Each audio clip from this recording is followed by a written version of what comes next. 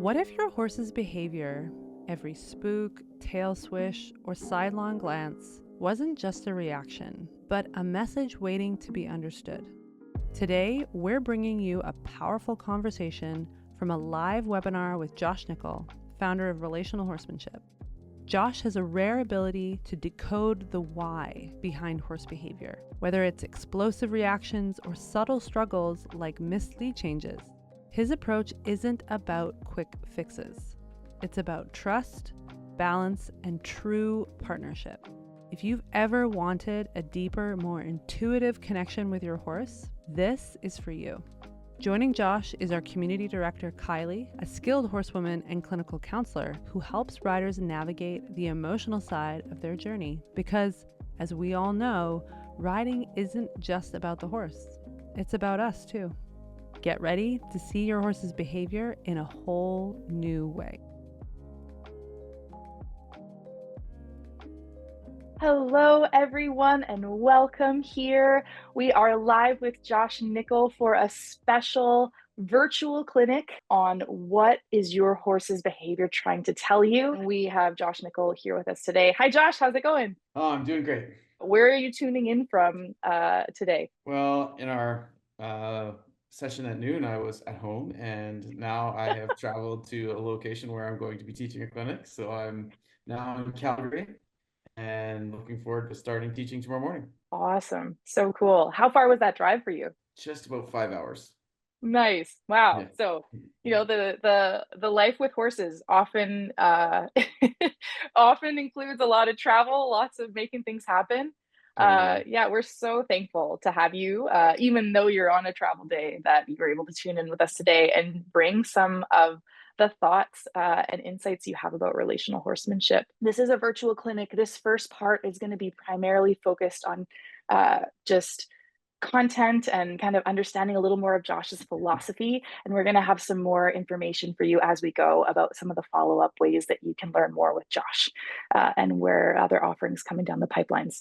So any other thoughts you'd like to share with us, Josh, before we kick it off tonight? No, I'm excited. I feel like this is such a fun concept to talk about. It has the power to transform just with changing some of the perspectives that we have and how we deal with our horses. So I feel like, it's really a value offer for people, and we see change come quite quickly just by transforming your thinking. So I'm really excited to share and just to hear how people enjoy it. So with no further ado, Josh, why don't you take it away for us? Gotcha. Thank you, Kylie. The topic that we're going to discuss today is, what is your horse's behavior trying to tell you? And we're going to get into what I think that is. But I just want to share, before we get into that, just the value and importance of recognizing how important the perspective that you bring to your horses is. Because we can have our horse have a certain behavior, but how you interpret that behavior and why your horse is doing that can be one of the biggest pieces that can lock you into struggling with your horses for many years. And what that comes down to is how are you interpreting what they're doing, and why do you think they're doing it? And when you recognize that what a horse is doing is, or when you think what they're doing has to do with them being disrespectful, maybe being rude or aggressive, what that does inside of you is it tightens you up and it almost makes you defensive and guarded. And now you're moving your energy and your pressure through that lens.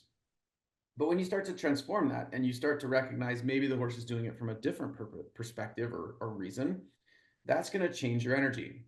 And really, that's the priority of what we're after. Is, first of all, we want to talk about maybe changing the way you look at what your horse is doing, which is going to change your energy. It's going to change the way and the reason you're motivated to do things. And then you might look at understanding your horse from a different perspective. And that's what we want to chat about today. So I'm excited to share that. I'm excited to talk about some of the behaviors, but also maybe talk about your perspective that might be encouraging that behavior to stay. Awesome. Let's dig in. That sounds great. So I'm Josh Nichol, and I am the founder of Relational Horsemanship. And the idea of relational horsemanship is just that, it's what does it mean to be in relationship with things? And that could obviously mean our horses. It is with ourselves, being in relationship with bits and saddles, and understanding our horse's nutrition. The idea of relational horsemanship means that you understand what it means to be in relationship with something. And the goal to this work is just to keep understanding that. So this is just a constant learning journey, as all of you have committed to. There's just so much to take in and learn, and what a better platform than this to dive in on such an intense level. So I'm excited to be able to share what that looks like from the behavior perspective, and then helping you understand a little more about your horse's needs today. So awesome. And yeah, just a little side note, I'm so thankful to be here and be able to moderate. My name is Kylie Bartell. Like I said, I'm the director at Noel Floyd. And that little title in my day job, I also, or like another one of my jobs is that I also am a registered clinical counselor and Canadian certified counselor. So I love all things psychology, human relationships. That's why I have so enjoyed learning with Josh's work. I've been learning with Josh for quite some time now. And so being able to be a part of this event tonight was really special. And just being able to bring these ideas to more people is something really exciting, because I know from personal experience that this work doesn't just change your relationship with your horse. It has the potential to change your relationships with, your friends and the way you work and outside, even your marriage. Like there's a lot of ways that this can really change people's lives for the better. And so we don't have more time to get into that, but there's a lot there. So it's pretty exciting. All right. Oh, yes, that's right. And we also have a giveaway tonight for all of you guys attending live.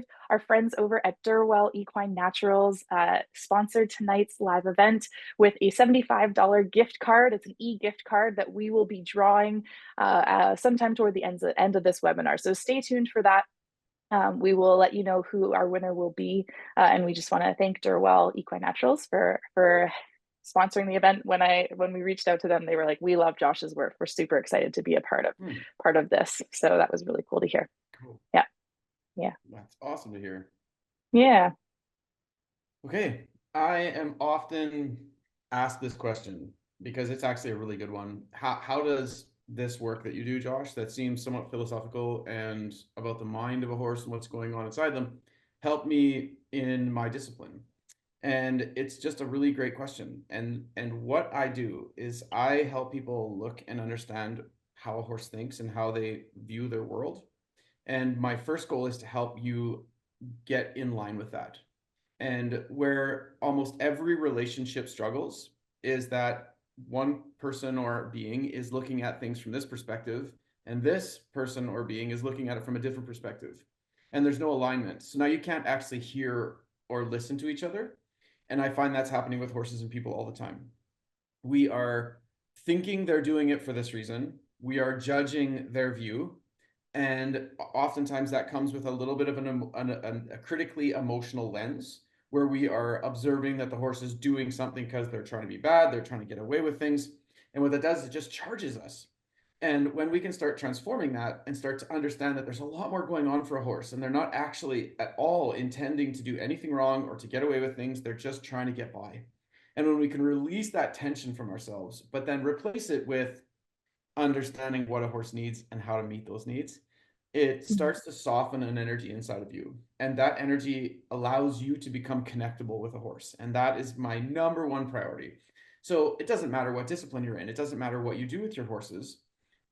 When that happens, your bond with your horse will grow immediately. It grows on the perspective of just changing your thinking style. But then as you start navigating through what does it mean to meet your horse's needs, it's very empowering and very powerful stuff. And this is really what I look at as what I talk about as leadership. And it's really just earning your horse by understanding and being with them. And the second part is then allowing us to recognize how horses should then move their body through space. And when a horse is in a place of anxiety or worry, their body is entirely inverted, upside down, and works very poorly.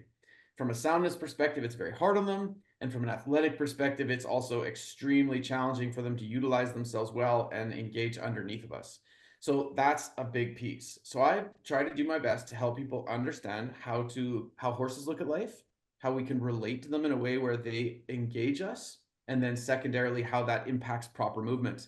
So now it doesn't actually matter what discipline you are, because it starts to really refine the knowledge that you bring to the table in being able to represent your horse well in the discipline that you take part in. Nice. That's awesome.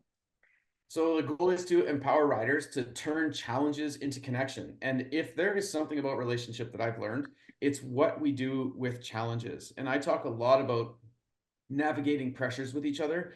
What does our horse think about us when they feel pushed, when they feel challenged? Do they go inside themselves and protect themselves, or do they see us as an advocate that they can look to and that will represent them in a situation? And really, that's the idea of leadership. Leadership is that you draw to somebody, that somebody would desire to be with you or be like you or to be in your space.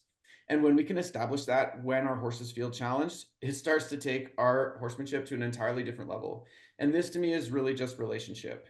And those pillars are what build trust and balance and a lasting partnership. And that's really what my entire goal is. The whole desire in my heart would be that my horses would feel safe with me, and that they would then, because they feel safe, feel comfortable then to allow their body to the work, that they would accept the training and they would be open to us shaping them and moving them through space. And then discipline kind of flows out of that, which is where the beauty comes. So good. So we have a little poll that we want to start here. And what I want you just to do is to look through this. And this is just some of the struggles that some people face. So what is your horse's main behavioral struggle? And these are just a few of them, but it's just fun for us to kind of be able to relate to this, because you're going to recognize that you're not the only one struggling with some of these things. And that's really a big part of community. So is your horse herd bound? Do they seem what some might call stubborn or lazy? Are they spooky or nervous? Are they explosive or reactive? And are they pushy or dominant? Now, there's also many others, but these are just a couple quick ones where you can just off the top of your head, you don't have to put, a massive amount of thought into it, but you can some of these will really trigger you in regards to, hey, that's really what my horse is. And these are some of the behaviors that we end up facing with our horses. And what we want to do here is just start unpacking how we might look at that differently. So this is just a really cool piece to the puzzle that would allow you to begin that. Just 1 second, Kylie. I'm going to be in the dark here in a minute. Yeah, you're okay. I noticed. I was like, oh, I think they got a little darker there. You got it. No worries. My lights in this room are, it is a commercial building. Motion sensor? On climbers. So if I don't You're move, gonna, the lights go off. So we have to, well, we know that you can be a hand talker, so Yeah. we will just enjoy that from you. If I just So cool. disappear Well, again, I'm not leaving. yeah, no, we're still here. Well, we got some cool poll results in from everyone who's here with us live. It looks like the spooky, nervous, explosive, reactive, that's the highest one coming in. That's kind of the biggest needs or the main struggles that people are seeing. Next coming in would be pushy or dominant, and then herd bound, stubborn, lazy, and then like different, we saw a few come in the comments of just some different other unique things. So a lot of variety of different things. Different struggles, and then maybe some unmet needs underneath some of those struggles. Yeah, really cool. Yeah. Okay. So I want to just touch on this, and this is just that the reality that for many of us, these behaviors have an impact on us. They are going to make you feel nervous or unsafe. It might be confused or disconnected, or you might feel overwhelmed. You might feel scared. There's so many pieces that actually happen when these behaviors happen within us that it's really important that you start to recognize and actually not feel like you have to turn aside. Because one of the expressions of unmet needs is that we don't feel safe. Okay. And you are going to feel somewhat lost. And this is what disconnection is all about. And part of what we're after with our horses is actually building connection. When we can understand each other, and we've all had those kind of relationships where you just feel so dialed in with something. We've probably all had moments with our horses when we felt the same, where everything just was beautiful and it felt so connected and we were on the same page. And that's really what we're striving for. We live in a real world. That's not going to be happening every minute of our life. And I get that. And that isn't the expectation. But if we can stack the deck on that, and we can start recognizing that how you feel is going to be an important guide to building better relationships, and that's going to allow you to show up more in this world, it's really an important piece, because you are going to be, something within you is going to start feeling off when your horse doesn't feel okay.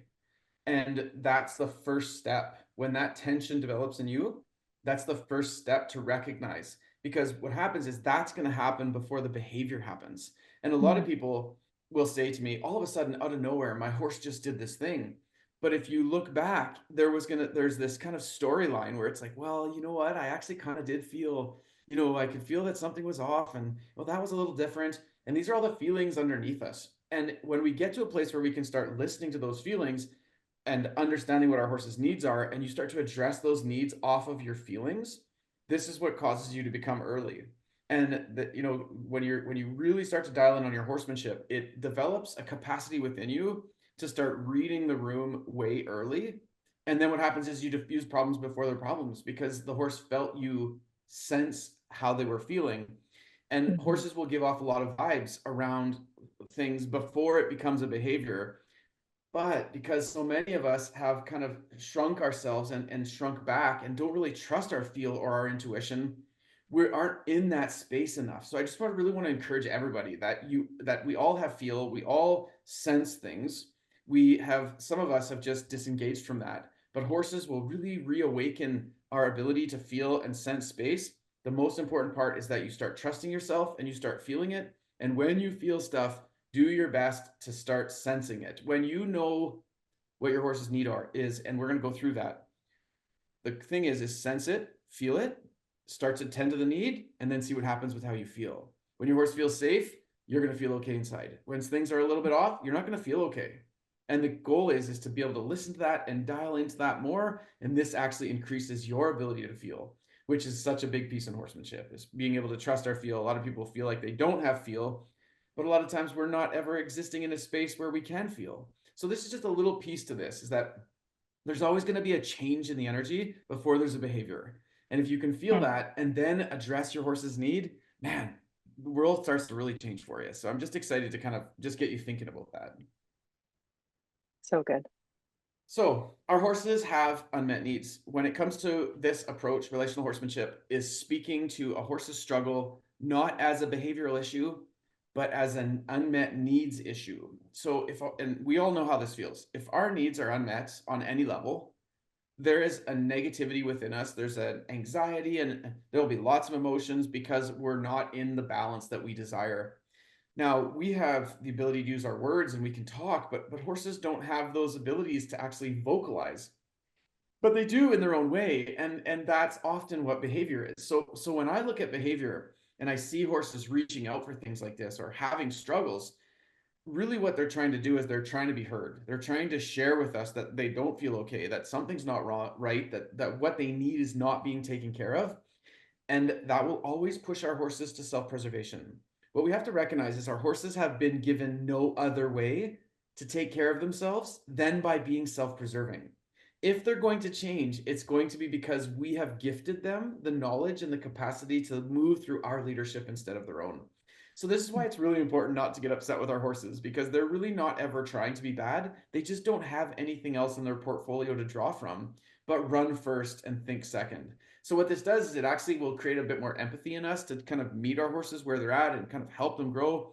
It surely doesn't mean we don't do things, and we're still going to go out and enjoy life, but it just changes the perspective when you see them struggle from maybe a rigid hand of saying, you know better, to, okay, I got you, I can be here to help. And that energetic change, we all know how that feels when someone was that way with us and how it made us feel, versus when someone was able to just be there and hold space for us. And that diminishes a ton of tension. But when we can start to recognize that it is a need and the behavior is an expression of an unmet need, okay, so now you have this progression. You have feel, that's going to tell you something about how your horse is feeling. You're going to feel off when something's not right. Then you're going to start reflecting and seeing specific details about a need, and then that's going to go to a behavior. So the behavior is the final thing. And that's the cool part of this, is if we can kind of follow that road back, there's going to be a lot of ways that you're going to be able to get ahead of this. So the path to great connection is just understanding that there's a root cause, that there's something that's happening before the problem. And if we can get more dialed into that, it's going to solve tons of your problems. The next step is obviously where we're trying to build in regards to this work, is that it then comes down to learn practical techniques to release tension. When you start to realize what you feel grows in tension in you, but that's also happening in your horse. And by talking to these things in our horses, it releases that. And this is what sets the platform for us to achieve our goals and build awesome partnerships. So just to recognize that that is the process of this, and we can recognize that when we can meet our horse's needs and we can release the tension, we can talk to practical techniques. And guys, this is the cool part about the platform. We've put a ton of content on there around practical techniques to meet your horse's needs. The first course that I did for NF Plus is entirely on that. And then we are building our second flow off of this, and we'll get to that in a little while, about the next step we're going to take to this to kind of really help you guys even more personally. Okay, so the three needs that our horses have, and this is really important to dial in on, is the three primary needs that horses have are mind, space, and pressure. A mind horse, or the mind need, is the need to know who is keeping them safe in the world. So mind horses are the horses that they're very much in their head, they're watching their world, you know, they really need to know what's going on in their world. If they hear something behind a wall or somewhere else in the barn, they will get captivated on it. I remember this when I used to travel around quite a bit learning. I was at a place in Arizona, and the fighter jets used to fly over top of us, and I couldn't stand not being able to see them. And I would have to look and look and look until I could see them. And it would just irritate me for some reason. I almost got obsessive about it. But that's the best way I can explain a mind horse is when they can't see stuff, when they don't know what's going on in their world, it can drive them nuts. When they don't know where their buddies are, it almost creates inner turmoil in them. And I'm sure some of you can relate to that with these horses, because it just seems like they get driven nuts by not knowing where their buddies are. Space horses are horses that need to feel your energy. They need to feel you in the space. These are the kind of horses that love to be close. This picture is a really good example of a positive interaction with a space horse. So positive and negative interactions would be, the positive is just how amazing it feels when a space horse is so close to you. So I love being close to my horses. I'm just like that. I love the energy of it. I love the depth of feel that horses give off and how cool that feels.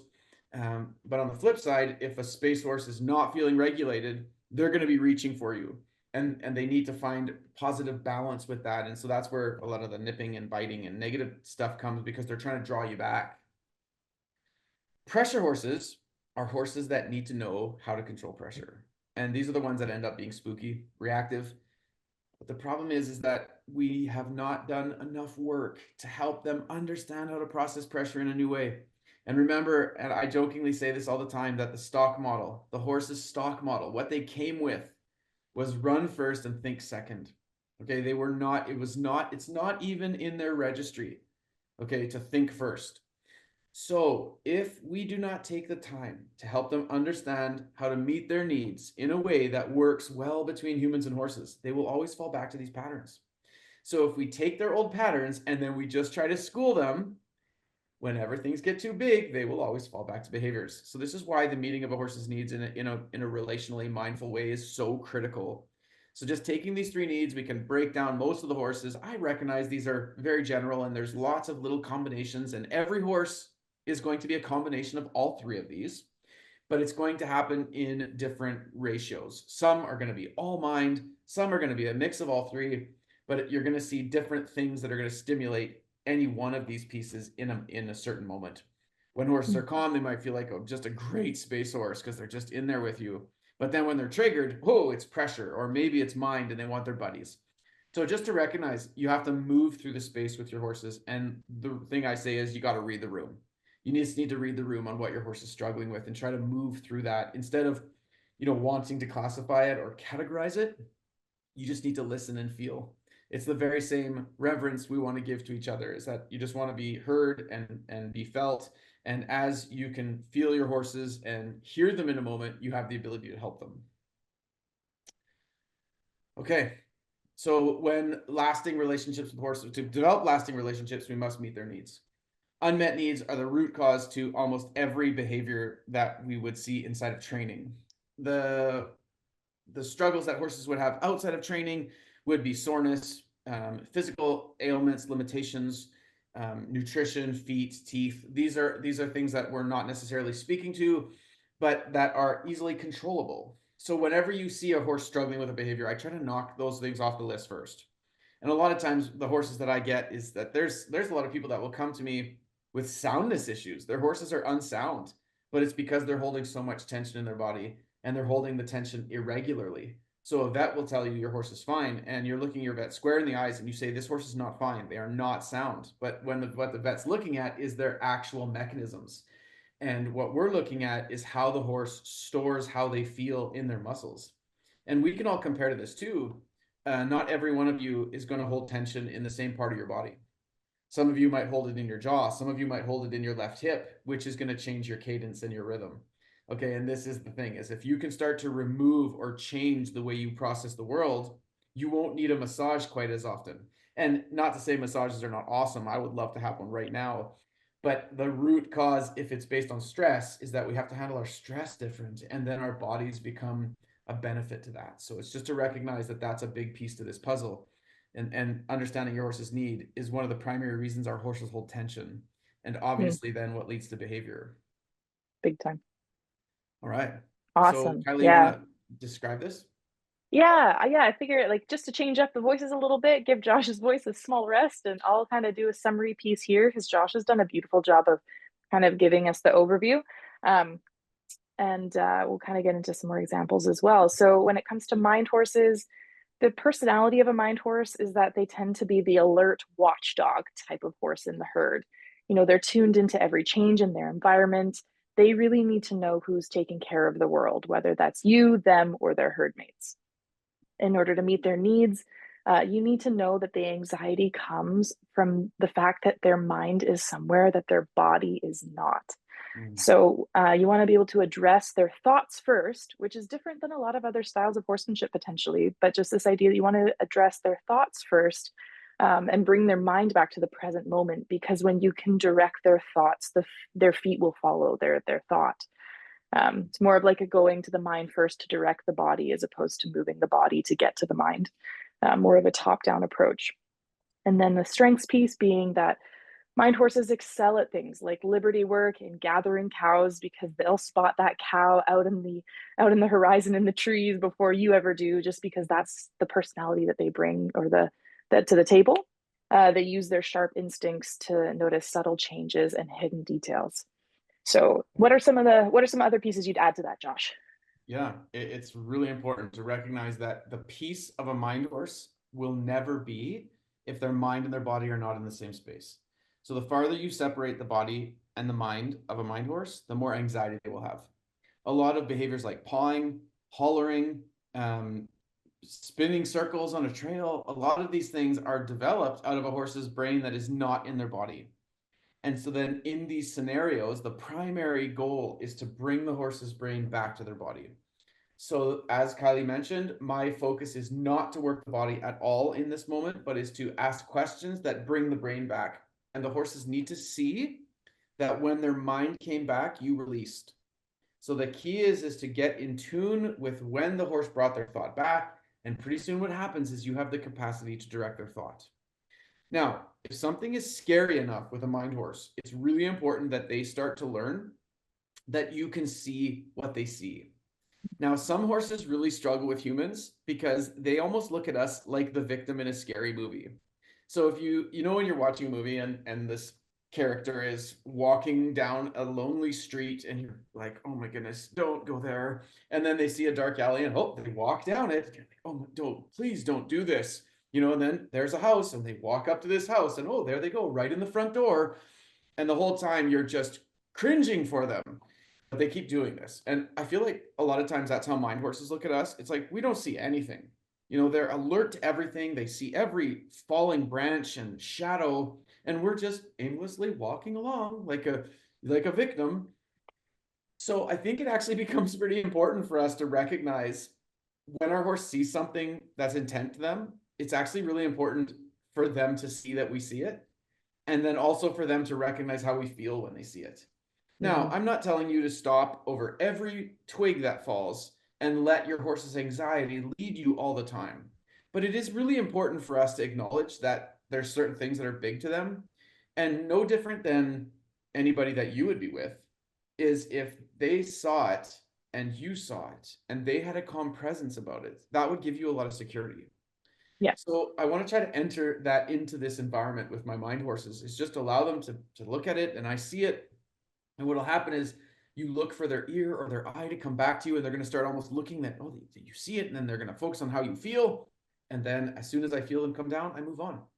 So sometimes it's about drawing their thought off, and sometimes it's allowing them to see that you see it and that you're not nervous, that you acknowledge it, and that you feel a level of confidence. And these are two really important principles that come up with us working with our mind horses. But again, guys, I go heavily into all of these concepts in the first course that we did with NF Plus. Have you ever felt stuck with your horse? Maybe they're spooking one minute and unresponsive the next. And instead of your training sessions bringing you closer, they're only adding to the frustration, and you both feel depleted or worn out. What if the issue isn't your horse or your technique? What if it's about a deeper need your horse has that's being overlooked? When I first got my mare Lady, she swung back and forth between complete distrust and disassociation of people to highly anxious and sometimes highly aggressive. From day one, Lady was very communicative, clearly wanting me to understand some things about her and her reality, but I didn't know how to interpret what she was trying to tell me until I met Josh Nichol. I had heard about his relational approach to horsemanship, so when I got a lucky last-minute spot in one of his clinics, I jumped at the opportunity. Within the first 10 minutes, on the first day of the clinic, I knew I was exactly where I was supposed to be, and I knew Josh's work was the missing piece I had felt in my own riding for so many years. In Josh Nichol's course, Understanding Your Horse's Needs on NF Plus, you'll discover 3 fundamental needs that each horse has: mind, space, and pressure. These aren't just labels. They represent the emotional core of your horse's behavior. If your horse feels disconnected, anxious, or even aggressive or unpredictable, it could be that a primary need isn't being met. In his masterclass, Josh teaches you how to recognize which primary need your horse is asking to be met moment to moment. Then, how to meet that need and build a deeper connection based on trust and understanding. I can speak from experience. When your horse feels seen and understood by you because you are addressing their core needs, they transform in front of your eyes. My mare Lady sure has. If you're ready to better understand your horse and get the answers you need, just like I did, and continue to do, head to noelfloydplus.com or download the Noel Floyd app on Apple TV, Roku, iOS, and Android, and start learning today. So into space horses. Space horses have a personality where they are highly attuned to energy and presence. So they crave the clarity they feel with their horse friends through body language. And so then they may become, or they may seem pushy when they don't feel your energy. In herds, they tend to anchor the group's energy, often holding higher ranks and confidently moving others around resources, like moving others off the hay piles. Space horses come in with that presence, like, I know how to use my space, and here's where we're going to have the conversation. How to meet the space horse's needs. You want to be able to build trust by showing that you have spatial awareness and confidence, the same way that they can feel that from their friends. You want to be able to use clear energy instead of relying solely on pressure. So the energy you use has to be congruent with the pressure that you're using.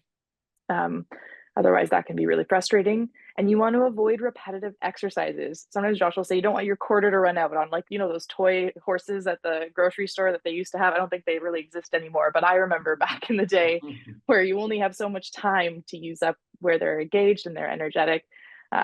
But you also can, if you vary the routines, you can hold their interest a little more. So keep varying, like whether you're out in the arena or out on the trail, changing the space up is really valuable for keeping a space horse bright and engaged with your training progression. And the strengths of a space horse that the space horse excels in chaotic environments. So they make great ranching partners at brandings or going to competitions where warm-up rings are just like a lot of things happening. They tend to adapt well to those new settings, and they become steady, reliable partners with trusted leadership. So Josh, let's hear a little more from you on space horses. Space horses are the absorbers of the world. They seem to absorb energy. They take on their environment. They don't overreact. They're going to be the horses that, if you aren't careful, they end up being really behind your leg because they just don't really want to go. They don't really love to just overwork. But again, it's because they're always just not overstimulated. Space horses need to feel you. And if a space horse can't feel you, they can't sense your energy, they will lose a level of confidence in you, but yet they still want to talk to you. And this is where space horses, their what you might call their negative attribute or their awakening attribute, is that they will nip you or bite you, trying to get you back in the conversation. Now, the challenge for most of us is that life hasn't been super easy, and I get it. And what has happened is that most of us have often closed off our energy because we're protecting ourselves. And the brilliance of space horses is that they're trying to reawaken you to the space, which is kind of crazy, because they want to converse with you, they want to feel you, and they want to understand you. So where most people struggle with their space horses is that actually energetically we're receding, but then we use pressure out here. So our energy is moving one way and our pressure is moving another way. This becomes a very incoherent flow. So the goal to communicating with a space horse is just to start by by taking your own space, just stand a bit distant, really start to ask that any question you want from them is really coming out of you. And that what your aid is doing is your aid is just occupying the space that you're trying to be in. So what you're doing is you're just trying to focus on giving off energy and allowing your aid to support that. And then when your horse feels that and responds to the energy, now you're in a spatial conversation. So there's a difference between developing a spatial relationship with a horse and just using an aid to move one. And with space horses, pressure horses, they'll figure it out. They'll just run away from you. Mind horses might even do it. But space horses, if you do that, they are going to leave looking exactly like that horse in the picture. They are going to pin their ears and they are going to struggle because they do not just want to move for you. They want to be in communication with your space. So a lot of space horses end up being kind of grumpy looking, and that can even lead to aggressive because they're just bothered by not having what they need. So space horses need to feel you. They like it when you get your hands in there or when you really put your feel into them because they can sense you. And when you ask questions, it has to be about the essence of the energy you're giving off. It cannot just be the pressure and the technique that you're focusing on. That doesn't satisfy their need whatsoever. So be mindful of presenting your energy well. Yeah, definitely. Beauty. Okay. And our pressure horses. Pressure horses are naturally more reactive with a run first, think second instinct when they are faced with challenges like sound, movement, or touch. All of those are things that they experience as pressures. So in the wild, they rely on lead horses to signal safety, and they might flee without guidance. They're the ones that are quick to move, and they totally serve a function in the herd. Like if everyone needs to move, then they're the ones that are leading the charge, right? To get to safety. There's totally a reason for why they add value to the herd. The tricky spot with us being humans is that when they move quickly or in big ways and we're small, that can get scary and potentially make us feel unsafe, right? So how to meet the pressure horse's need is that rather than desensitizing them to create a dissociation where they're tuning out and going numb, we really want to teach them how to soften under pressure and look to us for calm leadership as a way of adding value. The fact that we're not making it worse for them, but we're actually like a herd member that's helping them make sense of, am I safe? Am I okay? Do I need to run? All of those types of things that they think about and that are really important to them. So by modeling a lead horse's response, you help them think before reacting, or think as they're trying to buffer. It doesn't always just, it's not just they either think or they react. There's sometimes that buffering space in between. And if you can increase that gap in between stimulus and response, that's where we can start to build more safety and trust for both the horses and ourselves with trusting our horse partners. So with this pressure horses, the strengths of the pressure horse is that pressure horses tend to excel in athletic pursuits like dressage or jumping or cutting, where quick reactions and light responses really shine. With trust, they can become quite confident and willing partners, relying on you to show them how to navigate the world as opposed to defaulting to their kind of prey thinking of nature, or prey mentality of fear. So that's, they're kind of their default setting, helping them. There's actually a lot of value we can add to pressure horses. Hey, Josh, like because of the default they come with, but like our ability to see the world without fear can be such a big value add to them. So could you talk a little more about the pressure horses and what you see there? It's honestly one of the greatest gifts that humans can give to horses. And people often ask that, what is the value that horses can get from us? We realize Yeah. what values we get from them. But when it comes to these pressure horses, one of the great values that they receive from us is actually the buffer, that they don't come with that. And a lot of pressure horses, these are the horses that just seem to, people will often think they're crazy because they just seem to be bothered and anxious and spooking and worried and unsettled in their stalls and alerted and scared by every little noise. Could you imagine just being in that state? And most of us have never actually really experienced that. Some people have, but pressure horses are the ones that they are ready to run at the first drop. Hmm. And that's because their sensitivities have been given over to their self-preservation. And the goal of our work is to try to help them understand that they can use and control pressure in different ways. So if you're just using pressure and trying to be so kind about it, but you're not changing the way they're getting released from pressure, what ends up happening is that they're still using the functionality of fear to control pressure.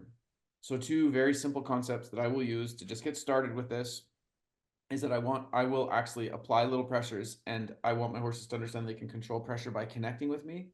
That's one release. So it's a little bit like we can work this through together. You don't have to run away. And the second is that they can understand how to soften. So I would connect my lead and apply little bits of pressure and see that they understand to release instead of hold. When horses hold, they're very close to that switch. When they start to understand that they can let go, it's almost like it turns their thinking brain on. So they start to become problem solvers. And once your horse becomes a problem solver, then their sensitivities go into the brilliance of training instead of the fears and anxieties. And the key is just to stay in communication. Once you know what your horse is and you know what they need, it becomes instinctual soon for you to be thinking ahead of giving them what they need. And again, no different than us is when we are receiving what we need in a relationship. There's a high level of peace, and showing up and doing things with someone is actually joy then. And horses love to be beautiful. They love to be powerful and strong, but nobody on this earth feels strong when we feel scared. Yeah, That our that's so good. motivation will be in self-preservation, and that is honestly where we feel a victim to things. So Hmm. empowerment comes where needs are met. And with pressure Hmm. horses, we have a great gift that we can give them. So I just hope that through this work, you can learn and observe what that means for you and your horse. And again, mind, space, and pressure, the content is all in the course that we've done with NF Plus. Yeah, it's so cool as you're describing that too. I think of just how many human parallels there are to that. I won't Mm-hmm. go farther on that thought, but you just, Sure. in some of Yeah. my work, I see a lot of those same Mm-hmm. principles carry over for people and facing their own fears and navigating their own pressures of life. So Right. it's really cool. Yeah. Which needs does your horse communicate most often? So Mm. now we have a new poll, another poll here for you guys to try. So now we've talked about it based on behaviors, but now I want you to switch your gears and think about maybe what was the root of that behavior. Is to understand that there might be something more going on. And is the root mind? Did it feel like your horse was a space horse or a pressure horse? And if it's possible that there are many of them, but just think right now of what was the most prevalent. What is the most prevalent need that your horse has?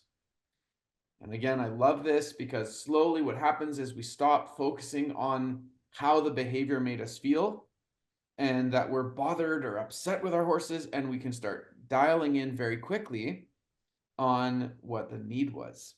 And that transforms. It also gives you direction. It will help you understand there's something you can do instead of just try to settle your horse and get through it.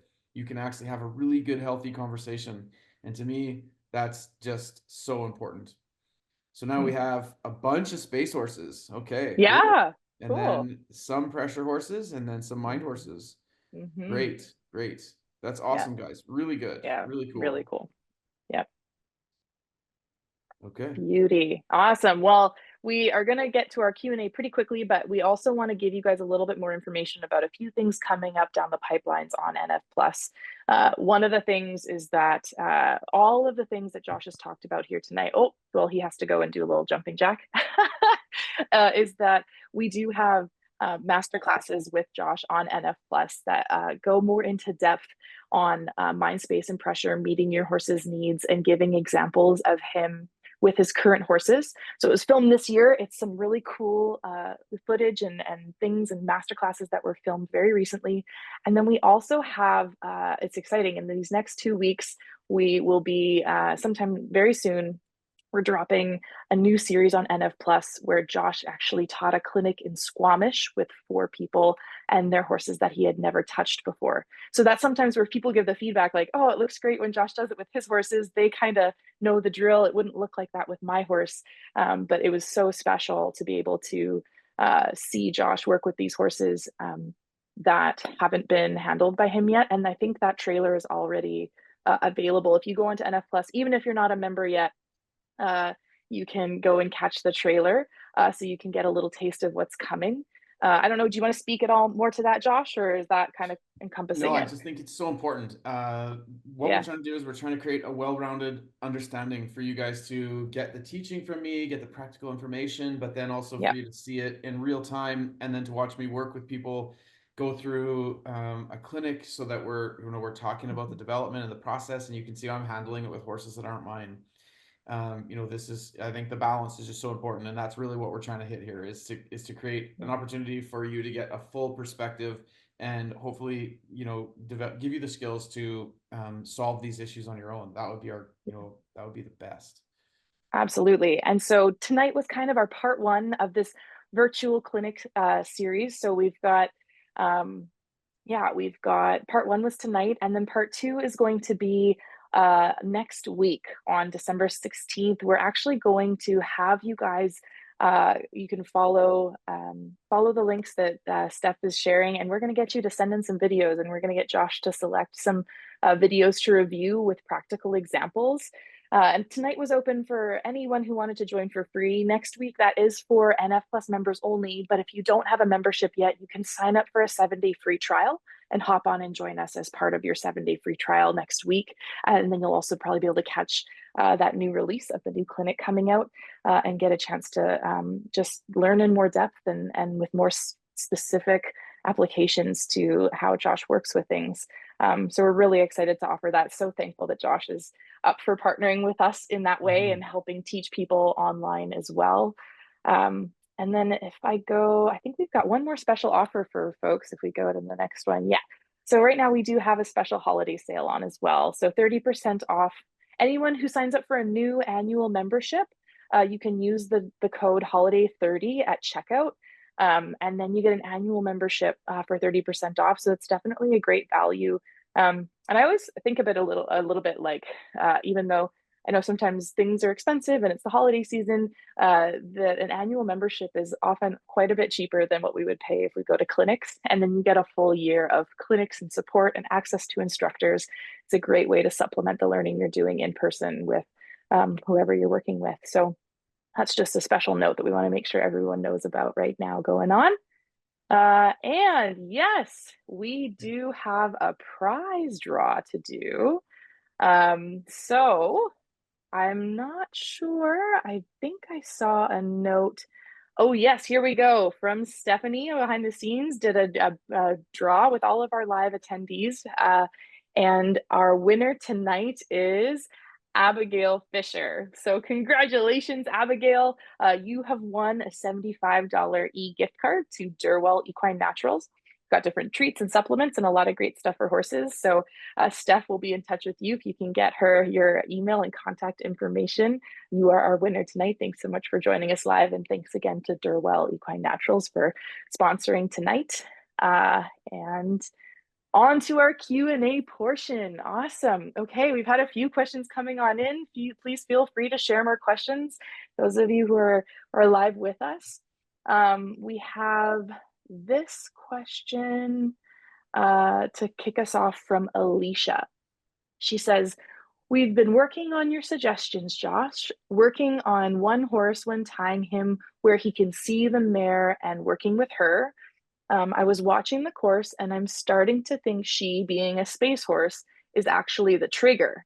Like, she's not brave, but she's loud in her energy to protect her herd.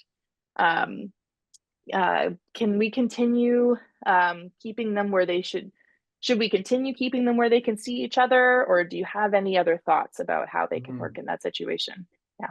Well, this is really cool because what I actually said this in the very beginning, that our Yeah. feel is such an important part to solving these problems. And then what Yeah. will be happening in the space when you can start opening up and starting to test and try things, your feel's actually guiding you. So in this scenario, I actually want to answer it in a weird way. I feel like your feel's already giving you some ideas.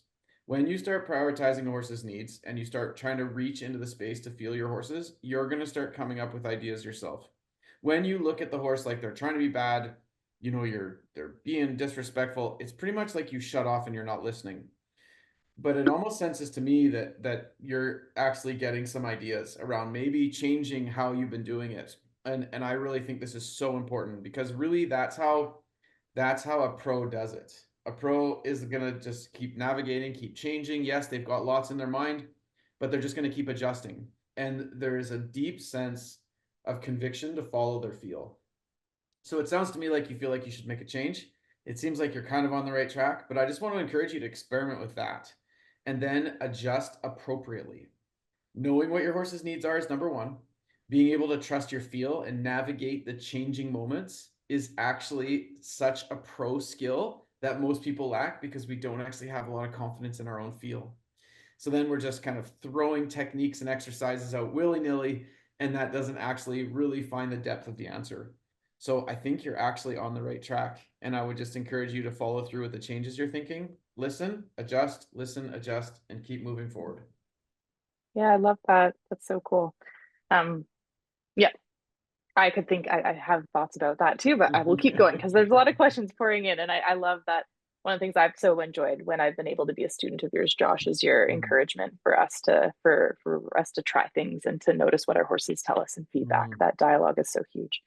Awesome. Okay, next question we have. How do you modify, for example, if a horse has understood some new cue with a tool and trainer energy, for example, like backing up versus giving in to learned helplessness, and the cue was on some level too scary to keep them trusting in a learning brain? So the scenario I think that this person's describing is that this horse was previously abused and afraid of cueing tools in humans' hands, maybe like a flag or a stick. So this person has slowed down and broken down the tool parts. But basically, like, since that sounds like this horse has had a bad experience with a specific cue, how do you modify if, like, maybe Yeah. the tool is creating some problems? Yeah, I think I understand. When you're trying to awaken a horse to your energy and they were scared at one point, there's Yeah. this fear of trying to use our energy and overwhelming the horses. And what you have to recognize is that most of the time that what happened is that the horse felt the pressure and interpreted the pressure based on their self-preservation. So then they started to get crazy, and then we wanted to come desensitize or calm them. But to do that, we actually inverted ourselves and pulled away. So we're trying to be very unassuming. And what's happening is that we're helping our horses understand how to handle unassuming energy, but that doesn't necessarily mean they're still okay with pressure. So really what I look for is you must give the horse a level of control through engagement. It has to be a conversation. It can't just be that the horse isn't answering you. So then we might say that a horse is okay because they're not running off, but that's kind of where that learned helplessness piece can kick in. I think sometimes that term can be overused, but I think that the idea is that horses that are shutting off and going inside themselves, that's really what it looks like to me. So what I encourage you to do is stand beside your horse and then move your energy. Let's say you want to draw them.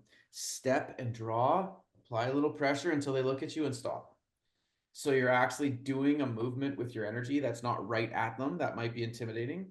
You're using your pressure to complement it. And when they turn and look to you, they engage you, they get release. What it does is it starts to turn the brain on. You're starting to use pressure to turn the brain on, but you're doing it in an unassuming way. The other would be the body mapping. And this is the work where you connect with your lead rope and you ask your horses to soften and developing an inner connection. So what happens when a horse has gone to a place where they're anxious to pressure and they've just gone inside themselves, they are holding a lot of tension. So with your lead rope, you can find that tension. And this is such a crucial piece because now you can talk to how your horse feels. Okay, and when you can get them to where they can soften, the next step, which is a little bit harder, but we have some instruction on this, is if you apply just a little bit of pressure while you're connecting with your lead rope, and then when the horse softens, you take it away. Now you're teaching your horse how to control the pressure by being involved in the conversation. Soon, this is the same effect I want them to feel off my leg aids as I use my leg, that they would soften to my hand. So I'm staying in tune with keeping them in a place where they are softening the pressure. So first, attempt to use your energy and let them feel your pressure and control it by connecting. And then secondly, you begin the work of conversation of softness so that they start to understand that they can control the pressure by letting go. Often a desensitization approach where they just have to stand there doesn't necessarily speak to them being okay. It just helps them understand that if they just stand there, that it'll go away at some point. And I liken that to rattlesnakes. I don't really love rattlesnakes, and if you put them on me, that might not make me okay with them.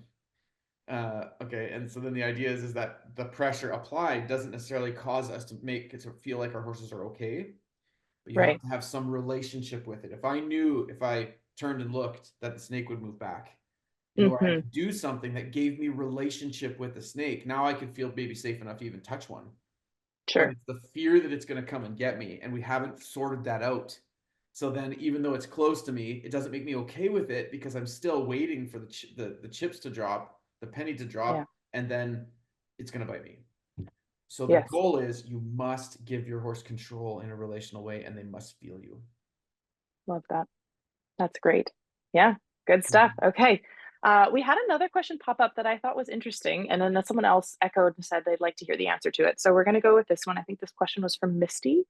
She said, "At what age is a type decided?" So, like the need or the specific type Mm. decided, and Mhm. can we influence a type at a younger age? Mhm. Cool. Very good. Yeah.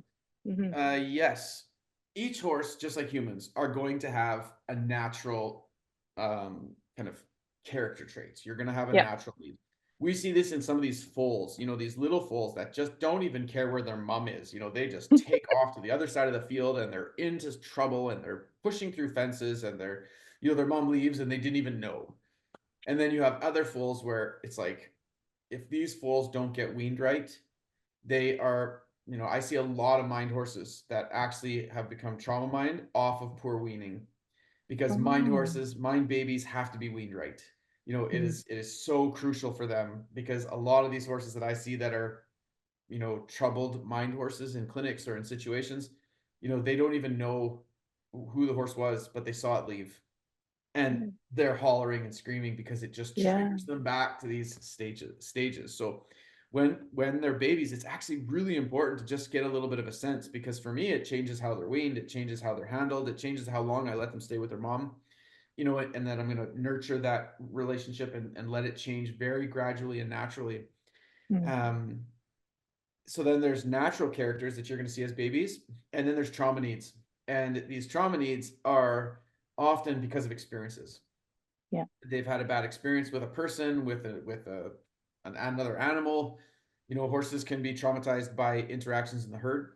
They can be, maybe beat up in a way where they got scared, and now they can't get away, and it really gets them. Fences can be a real traumatizing thing for horses because they can't actually clear space.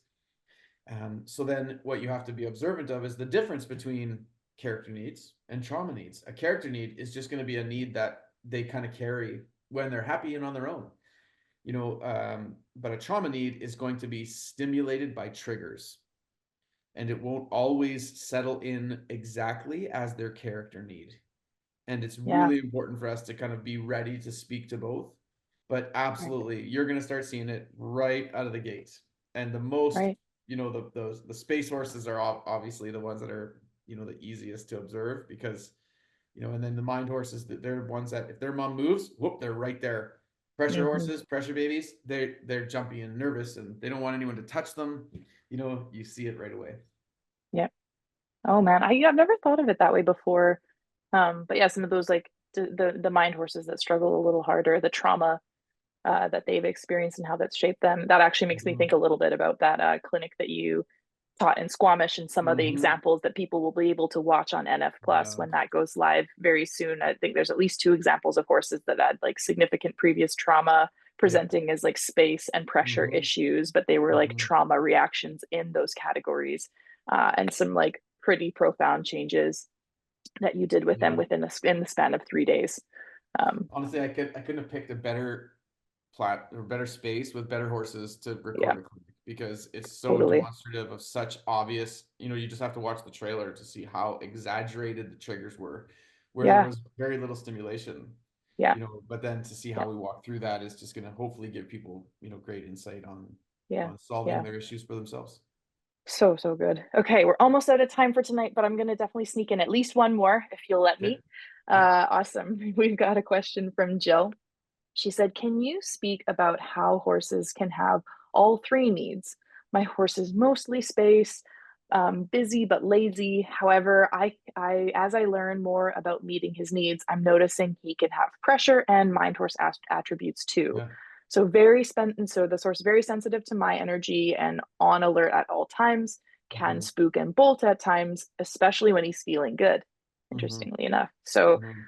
what would you say to Jill? Yeah, I think you're just reading the room. I love it. The biggest key, and I will often say that is the key to this, especially when you're navigating kind of more balance, is it's to read the room. Where's the horse? What's going on? And then do you have certain skills to adapt to those situations? You want to build a base. You want to be able to build a base in a place where you feel safe, and then you want to stretch it. Three things that I talk about all the time are leadership, athleticism, and resilience. And what we're talking about this is that, and that's not a linear process. It's not that you work Mhm, on your leadership, then your athleticism and resilience first. When we're talking about needs, you have to develop needs and then develop resilience.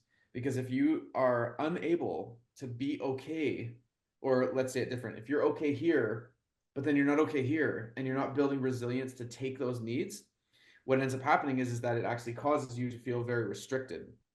So what you need to do is ask your horse, get your horse into a good state, and then push into the yellow. And the yellow would be the place where your horse is a little bit unsure, but they're not scared. And then see if you can bring your green skills into your yellow work. And that's really the goal here. So it might not be perfect, but did your horse get to a place where they started to settle? Did they start to take you on? I don't expect everything in life to stay perfectly quiet. And if it is mhm. that what you want, what is what you would like, then it's best generally to stay on the couch, because life is not easy on anybody, but it's how we navigate it with each other. So when your horse starts to struggle, the more they learn that you're going to be there to help, the less those struggles start to impact them. And so then I talk about two words: longevity and intensity. And if my horse struggles and the longevity is less and the intensity is less, even though they struggle, that is a massive win, because they're starting to read off of you more than fall into their patterns.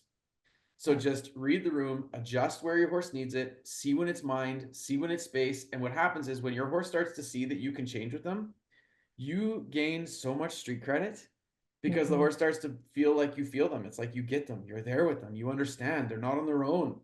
And generally what I would say is I like to give it at least a month where the horse can really keep reading that I can keep up with that.